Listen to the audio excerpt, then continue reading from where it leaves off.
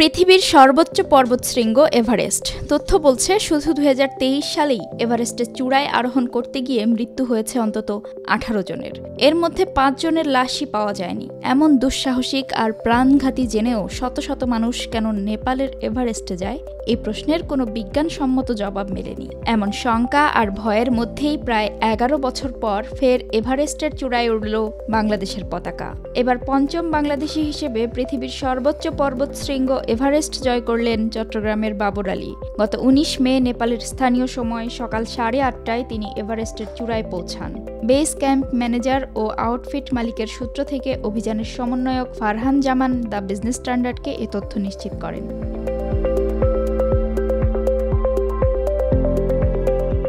ফারহান জানান, হিমালয়ের সিতিধার চূড়া জয়ের জন্য রওনা দিয়েছিলেন বাবর আলী। চূড়াটি পর্বতের 15,500 ফুট ওপরে। 19 মে বাংলাদেশ সময় সকাল 8:45 সেখানে তিনি বাংলাদেশের পতাকা ওড়ান। তিনি বলেন, বাবরের অভিযান এখনও শেষ হয়নি। তার আসল লক্ষ্য শুধু এভারেস্ট নয়, সঙ্গে লাগোয়া পৃথিবীর চতুর্থ শীর্ষ পর্বত লোৎসেও। 19 মে ক্যাম্প 4-এ নেমে মাঝরাতে আবারও শুরু করবেন দ্বিতীয় লক্ষ্যের পথে যাত্রা। সব অনুকূলে থাকলে ভোরে পৌঁছে যাবেন এর চূড়ায়। এই লোৎসেতে এর আগে কোনো বাংলাদেশি সামিট করেননি এবং কোনো বাংলাদেশি একই অভিযানে দুটি 8,000 শৃঙ্গে চড়েননি। তাই লক্ষ্য পূরণ হলে বাবর আলী এই বিপজ্জনক অভিযানে বাংলাদেশের ইতিহাসে এক নতুন অধ্যায়ের সূচনা করবেন।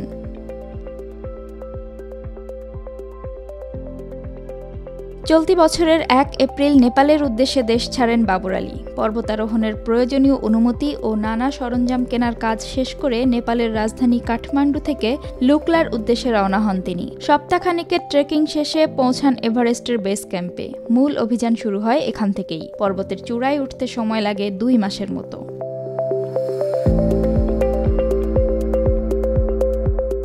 চট্টগ্রাম মেডিকেল কলেজ থেকে MBBS পাশ করেছেন 33 বছর বয়সী বাবর আলী। এরপর কিছুদিন চাকরি করলেও পরে দেশ বিদেশ ঘোরা শুরু করেন তিনি। তার পর্বতারোহণে পথ চলা শুরু 2014 সাল থেকে। তিনি চট্টগ্রামের পর্বতারোহণ ক্লাব ভার্টিক্যাল ড্রিমার্সের প্রতিষ্ঠাতা সদস্য। গত 10 বছরে এই ক্লাবের হয়েই হিমালয়ের নানান শিখরে অভিযান করেছেন তিনি। এছাড়া মৌলিক পর্বতারোহণ প্রশিক্ষণ সম্পন্ন করেন 2017 সালে ভারতের উত্তর কাশীর নেহেরু ইনস্টিটিউট অব মাউন্টেনিয়ারিং থেকে। প্রথম বাংলাদেশি হিসেবে 2022 সালে হিমালয়ের 22,349 ফুট উচ্চতার অন্যতম দুর্গম ও টেকনিক্যাল চূড়া আমা দাবলাম আরোহণ করেন বাবর।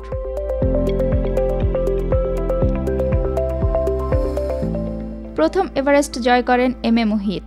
এছাড়া প্রথম বাংলাদেশি নারী এভারেস্ট জয়ী নিশাত মজুমদার। এরপর ওয়াসফিয়া নাজরিন ও খালেদ হোসেন। মোহাম্মদ আব্দুল মুহিত ওরফে MM মুহিত 2011 সালের 21 মে এভারেস্ট শৃঙ্গ জয় করেন। নিশাত মজুমদার এভারেস্ট জয় করেন 2012 সালে। 2012 সালের 26 মে বিশ্বের সর্বোচ্চ শৃঙ্গ এভারেস্টের চূড়ায় আরোহণ করেন ওয়াসফিয়া নাজরিন। 2013 সালের 20 মে এভারেস্টের সর্বোচ্চ চূড়া জয় করেন খালেদ হোসেন ওরফে সজল খালেদ। এভারেস্ট জয় করে নেমে আসার পথে সাউথ সামিটে 8,600 মিটার উচ্চতায় অবস্থানকালে অসুস্থ হয়ে মৃত্যুবরণ করেন তিনি।